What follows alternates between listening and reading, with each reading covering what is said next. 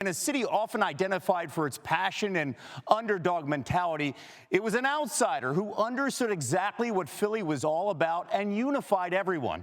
Sorry, Tom Brady. This sixth-round draft pick story belongs to an undersized center out of Cincinnati taken in the 2011 draft. Jason Kelce announced his retirement today just a month after his 7th Pro Bowl. Kelce transcended the role of faceless lineman, and he connected with Eagles fans by simply being comfortable with himself.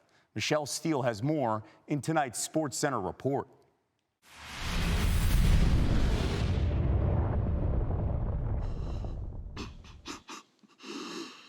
This is what it looks like to say goodbye to something you love. And so this all brings us here to today, where I announce that I am retiring.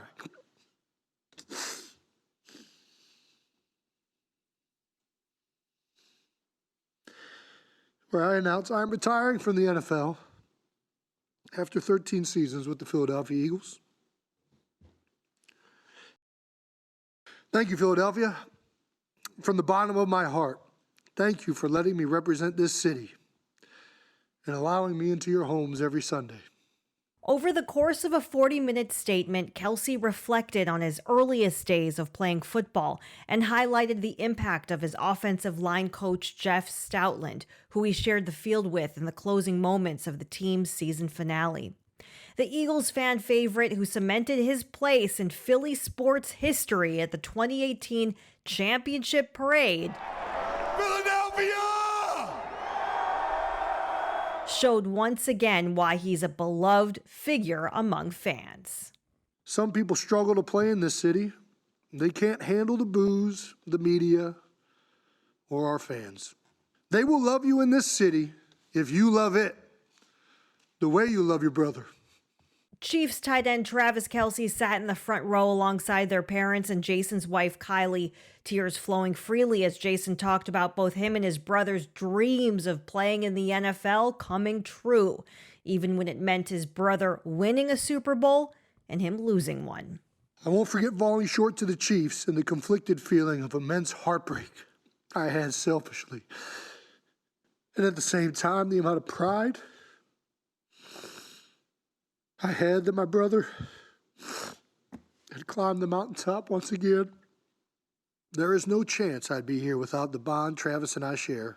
Kelce retires a 7-time Pro Bowl selection, Super Bowl champion, and holds the franchise record for consecutive starts. But despite the accolades, Kelce says he's been an underdog his entire career, and today, he says, he wishes he still was. I'm Michele Steele, ESPN. Michele, thank you. Kelce, among the most accomplished centers in NFL history. He's been named to 6 All-Pro first teams, tied for 3rd most in the position's history. Each of the other 4 centers with as many All-Pro selections as Jason, currently inducted into the Hall of Fame. Surely it won't be long until he joins them in Canton. And our center, Jeff Saturday, joins us now. Jeff, you're dressed perfectly here when we're talking about Jason Kelce, who is an everyday man. You can relate. Kelce was a 6th-round selection, pick number 191. He weighed less than 300 pounds. What was it that made him such a great player and a future Hall of Famer? Oh, athletic ability and intelligence. I don't know that if you could put a better combination of those two things together in one individual, but the things that he was capable of doing on the field, the way that he led, the tenacity that he played with, he just is, he's one of a kind. And, you know, it's kind of cliche when guys retire, everybody's in the Hall of Fame. Listen, I don't buy into that. This dude is in it, bro. He is as good as it gets. He has been a pleasure to not only compete against, but to watch these past few years. Tip of the cap. I'm not going to lie to you. This one hurt me, man. He did it the right way, and every which way you can play the game. He left our game better than the way he found it, and that does not happen very often. So, again, man, I know it's hard for you. You're a fan. Man, I'm a fan as well, bro. I love him, and man, congratulations on a hell of a career, bro. And I will be there the day he's enshrined in the Hall of Fame. Oh, he's going to get the gold jacket, no doubt about it, in 2029. A lot of tears shed throughout the Philadelphia area. 13 seasons in one city. You had a 13-year run in Indy. Listen, I'm not shy how I feel about Kelce and his connection with the city of Philadelphia. The guy is an all-time legend, but as a player, especially a center, how do you put into context Kelce's leadership on the field and the connection here to one city?